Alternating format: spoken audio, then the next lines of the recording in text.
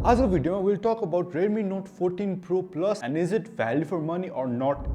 Let's see है त. First at the box भित्र के रहेछ हेरौँ and box खोल्नु पाछ भने first मा we see is Redmi को एउटा बट्टा अर्को. त्यसपछि यस भित्र you can find your SIM card ejector tool. This is some user manual र security information. And here we can see your silicone case and यस भित्र we can see phone but यसलाई चाहिँ अहिलेको लागि साइडमा राख्दिम and let's see यस भित्र भएको 120 volts को charging adapter and you can also find USB to Type-C cable. For now, यो सब कुरालाई साइडमा राख्यौं and let's talk about the key hero of this video, Redmi Note 14 Pro Plus. First at the phone हातमा लिएपछि notice हुने कुरा भनेको is यसको design and let's talk about that. And similar to यसको Pro model, edges are curved and यसको edges are also made out of plastic. But Pro भन्दा चाहिँ यसको क्यामेरा मोड्युल is अलिकति bigger and तपाईले यसै फोन चलाएर पछाडी फिंगर रेस्ट गर्दाखेरि चाहिँ तपाईले यता यो बम्प फिल गर्नुहुन्छ अनि कहिलेकाहीँ चाहिँ बेला बेला अलिकति अप्ठ्यारो भएको कि जस्तो लाग्न सक्छ. बट बिसाइड दैट यसको डिस्प्लेमा स्क्रैचर लाग्ला के भनेर सोचिरहनु भएको छ भने चाहिँ दिस इज गोरिल्ला भिक्टस 2 को डिस्प्ले एन्ड आईपी रेटिङ 68 पनि छ. सो तपाईले स्विमिङ पुलहरु यताउति लग्दा त्यस्तो धेरै डराउनु चाहिँ पर्दैन but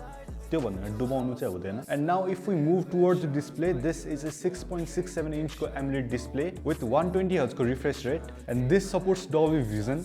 display sharp and bright पनि छ, भिडियोजहरु हेर्दा रमाइलो नै देख्छ, प्लस HDR10 कन्टेन्ट पनि सपोर्ट गर्छ एन्ड पिक ब्राइटनेस को कुरा गर्दाखेरि चाहिँ यसले 3000 निट्स सम्म सपोर्ट गर्छ.